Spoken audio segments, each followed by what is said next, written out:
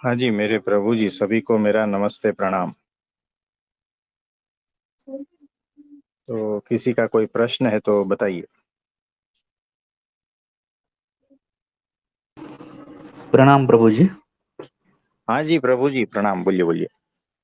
जी प्रभु जी, मेरा एक सवाल था कि आध्यात्मिक मार्ग में सबसे हम्म, सूक्ष्म भ्रम कौन सा है, जैसे कि साधक को हमेशा सावधान रहना चाहिए। वैसे तो बहुत सारे भ्रम हैं, मगर फिर भी आप सबसे जो यहाँ बताना चाहे उस भ्रम को बता सकते हैं कि जो साधना में बाधक होता है। वो मान का, अहंकार का है। सूक्ष्म से सूक्ष्म जो है ना, अहंकार का है। देखो, अहंकार कितने कितने प्रकार से है ना, अलग अलग भेष बदल के आता है। यानी किसी ने थोड़ी तारीफ कर दी और भीतर कुछ परमाणु हिल गए तो समझ लेना गड़बड़ है। साधना से हटा देगा, आपके रास्ते से हटा देगा। और गुण का मान आना, यानी मेरे में इतने इतने गुण है ना।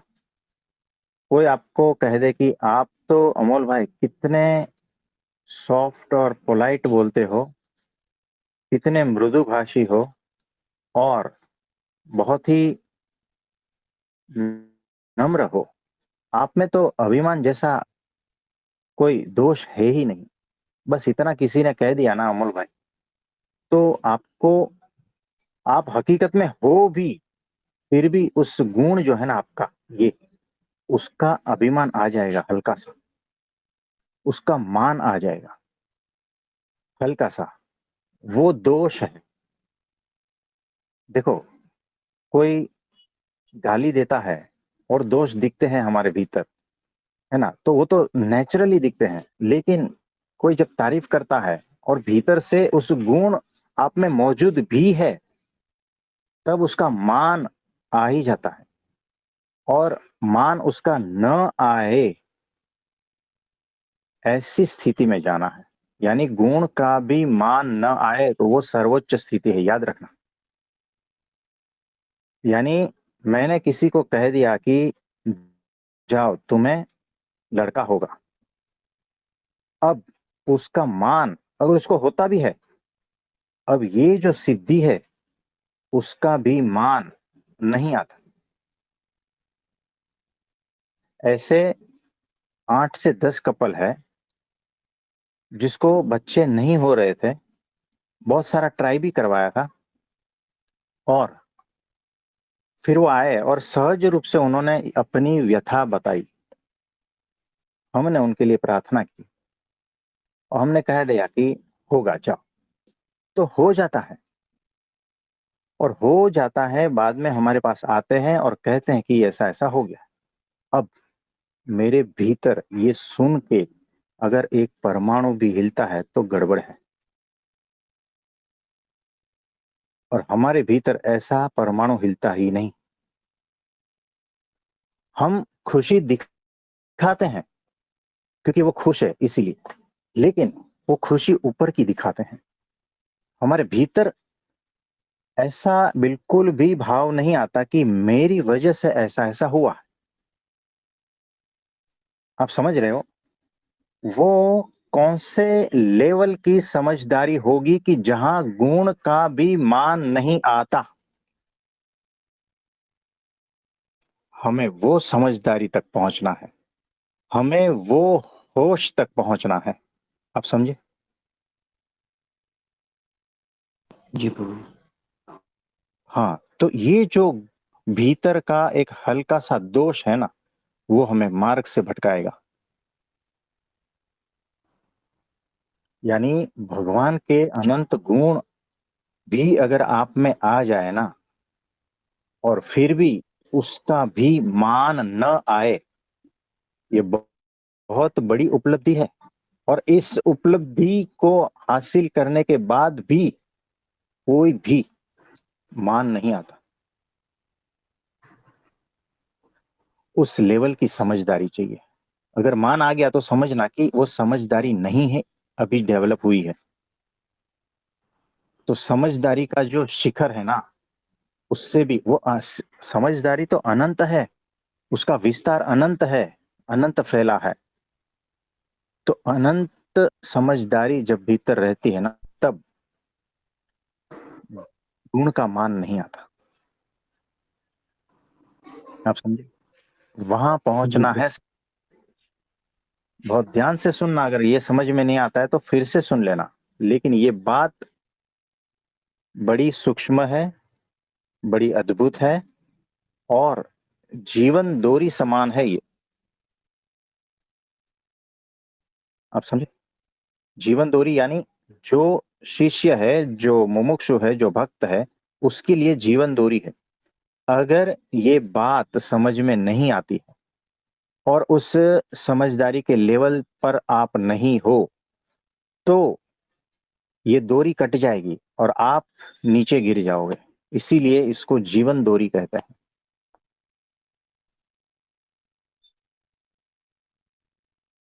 आप समझे?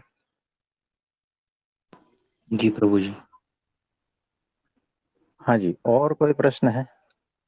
जी प्रभु जी, इससे और एक क्वेश्चन निकलता है कि आपने हम्म। जैसे बताया, मगर ये तो साधारण जैसे जीवों के लिए बहुत ही नुकीला मार्ग है प्रभु जी। ये हर पग पग पर कोई खतरा है, कोई ना कोई अहंकार छोटा मोटा जो हमें मतलब ये भी नहीं हो सकता कि ये अहंकार है या नहीं है। ये हाँ, हमेशा जब तक परमात्मा तक पहुंचते नहीं है, बहुत ही खतरे हैं इसमें तो प्रभु जी फिर। यहाँ पर देखो, कदम कदम पर खतरे नहीं है।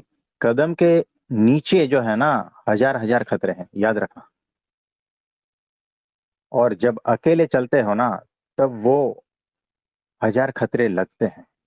और जब गुरु का हाथ पकड़ के चलते हो ना, तो एक भी खतरा लगता नहीं। इतना समझ लेना। तो दृढ़ निष्ठा, पूर्ण श्रद्धा के बगैर चल नहीं पाओगे। अकेले में बहुत दिक्कत है। आत्मनिष्ठा यानी सिर्फ खुद पर ही श्रद्धा, तो भी ज्यादा देर तक नहीं चल पाओगे। आत्मनिष्ठा के बाद परमात्मा निष्ठा चाहिए उसे, और गुरु का हाथ सतत चाहिए, उसका साथ सतत चाहिए। कुछ लोग कहते हैं कि गुरु को भी छोड़ देना चाहिए, वो बेवकूफ लोग हैं, है ना। यानी गुरु को छोड़ देना यानी कि वो क्या कह रहे हैं पता है? माया में, माया में गुरु को छोड़ दो। यानी माया से पार की बात ही नहीं कर रहे हैं। और वो कह रहे हैं कि गुरु का हाथ छोड़ दो तो माया से पार हो जाओगे। बताओ कैसे जाओगे? जब माया पार के गुरु आपको माया से लेने के लिए आए हैं, और आप उस बॉर्डर पर कहते हो कि गुरु का हाथ छोड़ देंगे तो माया से पार हो जाएंगे। ऐसा नहीं होता है। माया से पार भी अटकना है। माया से पार तो और लंबा रास्ता है। माया तो छोटा रास्ता है, छोटा तालाब है ना। माया से पार जो है ना, वो तो अनंत है। उस अनंत में आप अपने, जब से आप पैदा हो ना, यानी जब से आपका अस्तित्व है, यानी अनादि से आपका अस्तित्व है, यानी अनंत जन्मों से भटक रहे हो, सारा का सारा माया में हो। अनंत काल से आप माया में हो, माया से पार गए ही नहीं हो। माया से पार का प्रदेश कैसा होता है, ये आपके मेमोरी में भी नहीं है स्टोर। कैसे जाओगे? कैसे पार करोगे बिना गुरु के? जो माया से पार के गुरु है वो लेने आए हैं, तो कैसे जा सकते हो बताओ? हाथ छोड़ के उनको पता ही नहीं चलेगा, है ना। कहाँ भटक जाओगे पता ही नहीं चलेगा। तो माया से पार जो है ना, वो बात ही अनूठी है। और वो अनंत है, अनंत फैला है। और माया से पार ही परमात्मा है।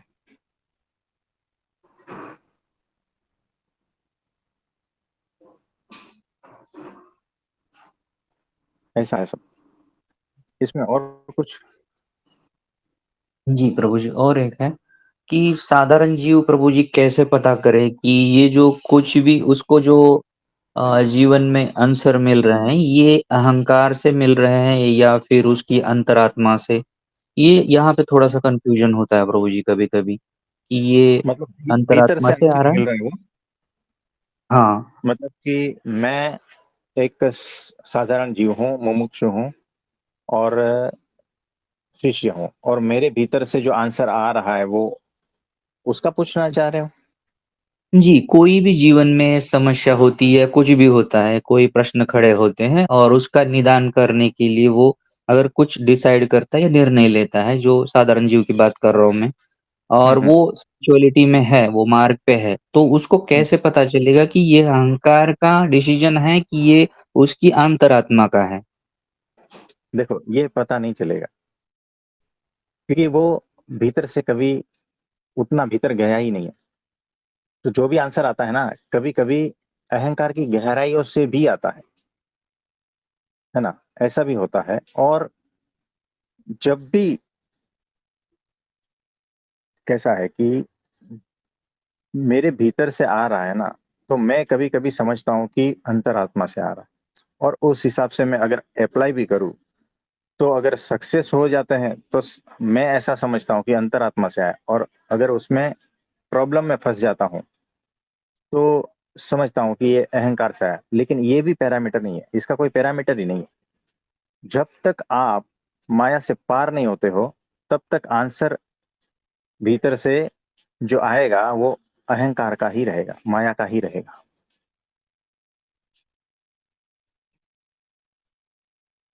तो हकीकत में अगर देखा जाए तो अहंकार ही अहंकार को समझाता है, बुद्धि ही बुद्धि को समझाती है, तर्क देती है। मतलब कि अहंकार चार पांच हिस्सों में बट जाता है और अलग अलग सलाह देता है एक दूसरे को। आपको लगता है कि भीतर से आया है, लेकिन होता है अहंकार का, क्योंकि अहंकार कभी कभी अंतरात्मा जैसा बिहेव भी करता है। माया बहुत चालाक है। कभी कभी आपको लगता है कि ये परमात्मा का आंसर आया है मुझे, है ना। जी। अब देखो कैसा है कि वो जो योगी जी महाराज है ना, वो धब्बा देता था, यानी जो उसके चरणों में झुकता है ना, उसके पीठ पर एक जोर से थपाक करके से धब्बा देते हैं। अब एक व्यक्ति आया और उसने योगी जी महाराज के चरण छुए, और योगी जी महाराज ने राजी होकर, वो तो हमेशा खिले खिले ही रहते हैं, हंसते रहते हैं, और उन्होंने जोर से ऐसा धब्बा दिया। अब ये गया घर पे, कुछ दिन के बाद में आया वापस और कहता है आपने बहुत बड़ी कृपा कर दी। तो बोला क्या? तो बोला मैं जो है वो मटका खेलता है ना, लॉटरी वगैरह सब, है ना, वो खेलने वाला हूँ, जुगारी हूँ मैं। और मैं सोच रहा था कि क्या करूँ क्या करूँ, हर बार हार जाता हूँ।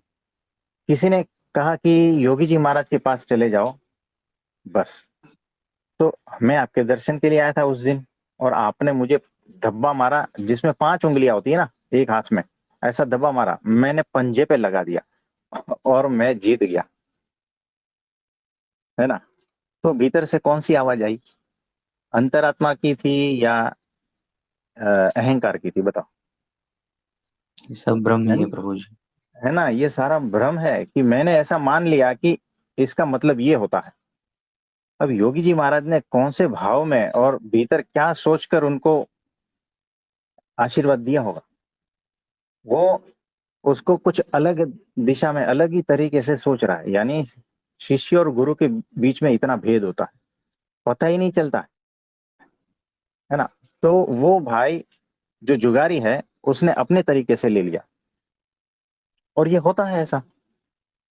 तो भ्रम है सारा कुछ, मतलब मेरा ही माया जाल मेरे भीतर चल रहा है, और उसके हिसाब से मैं सारा आचरण करता हूँ, और कभी उसमें सक्सेस हो जाता हूँ और कभी उसमें विफल हो जाता हूँ।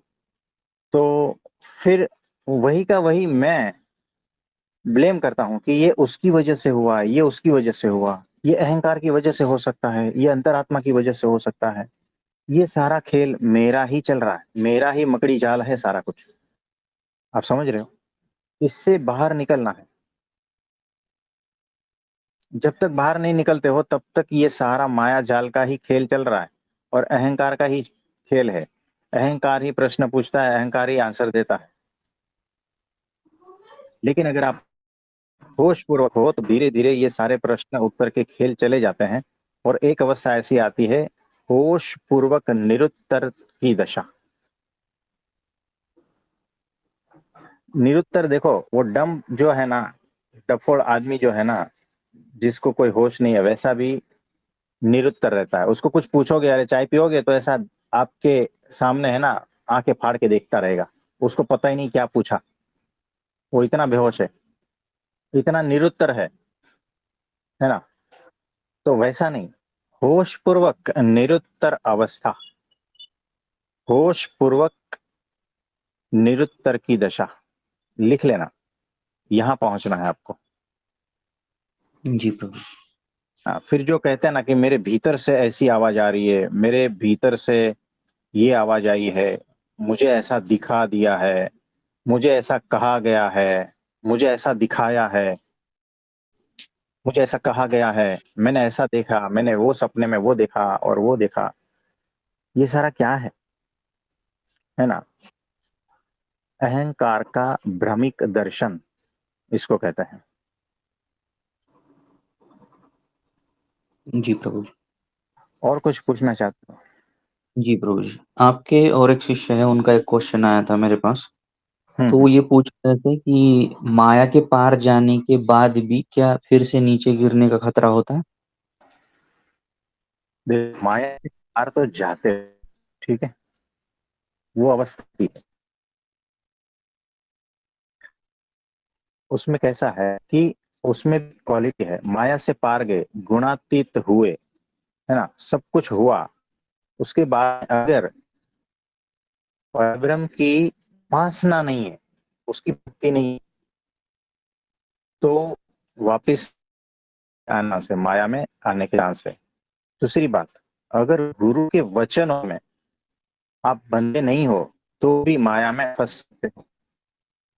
ऐसे पार जाना यानी समुद्र से पार चल गए हो, ठीक है। और अगर वापिस माया जा सकते हो ना, पहले गए थे समुद्र में, वापिस जा सकते हो। खतरा है, यानी कि समुद्र से बाहर निकल, मुझे जहाज डूब सकता है क्या, नहीं, है ना। और जहाज से छलांग भी लगा सकते हो, और अगर बवंडर आया तो जहाज से नीचे गिर सकते हो, तो वापिस समुद्र में जा सकते हो। तो गुरु वचन में बंधना यानी क्या, कि आपके पीठ पर, मतलब पूरा जो है कमर पे, वो एक रस्सी या तार बंधा हुआ है, और ऑक्सीजन सिलेंडर भी लगाया हुआ है ना। और आप फिर से समुद्र में जाते हो तो समुद्र में हो ऐसा कहलाओगे नहीं, क्योंकि कभी भी आप ऊपर से जुड़े हो ना। तो चाहे कितना भी गहराई से चले जाओ समुद्र में, लेकिन आप जुड़े हो ऊपर से, आपके पास ऑक्सीजन सिलेंडर है और तार बंधा हुआ है।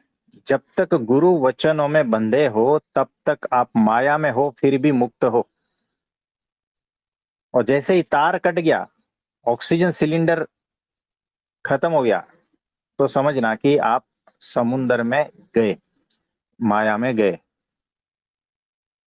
तो माया से पार होकर भी अगर गुरु वचन में नहीं हो, याद रखो ये सेंटेंस, आत्मज्ञानी हो, माया से पार के भी हो, और उपासना नहीं है और गुरु वचन से बंधे नहीं हो, तो वापिस माया खींच लेगी और माया में जा ही सकते हो, दूसरा कोई रास्ता ही नहीं है ना। आप किनारे पे आ गए ना, तो अगर उपासना और गुरु वचन में बंधे नहीं हो तो किनारे से दूर नहीं जा सकते। अब वापिस दूसरा एक ही रास्ता बचता है, माया का। या तो किनारे पे मर जाओ, या तो फिर माया में, दो ही रास्ता बचता है। किनारे से और लंबे और अलग दुनिया में जाओगे ऐसा नहीं होता है।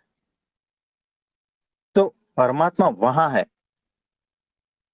तो गुरु वचन में बंधा हुआ और परब्रह्म परमात्मा की उपासना भक्ति, इसी से ही आप माया से मुक्त हुए हो, याद रखना। तब तक आप मुक्त नहीं हो भले ही आपको लगता है मैं किनारे पे हूं, मुक्त नहीं हो, एक ही सुनामी आएगा और ले जाएगा, पता भी नहीं चलेगा। लेकिन अगर आप ऑक्सीजन मास्क लगा के रस्सी से बांधे हुए हो और समुद्र से बाहर भी हो और सुनामी आएगा आपको लेके जाएगा, लेकिन फिर भी जो है ना, वो निगल नहीं पाएगा समुद्र आपको, आप फिर से किनारे पे आ सकते हो। आप समझे? तो गुरु वचन में श्रद्धा, विश्वास और वंदना, ये पहली बात। और दूसरी बात, परब्रह्म परमात्मा की उपासना, ये दोनों जीव की सुरक्षा है। कौन से जीव की? जो माया से मुक्त हुआ है, वैसे जीव की। आप समझे? अगर जो माया से मुक्त नहीं हुआ है, जो आत्मज्ञानी नहीं है, जो आत्मज्ञानी नहीं है और माया से मुक्त नहीं हुआ है, वो तो खतरे में है ही। लेकिन जो आत्मज्ञानी है और माया से मुक्त भी है, लेकिन उसके जीवन में उपासना नहीं है और अक्षर ब्रह्म गुरु का हाथ पकड़ा नहीं है, तो गड़बड़ होने का चांस पूरा का पूरा है। इसमें और कुछ पूछना चाहते हैं? नहीं प्रभु जी, आज के लिए ठीक है। हाँ जी।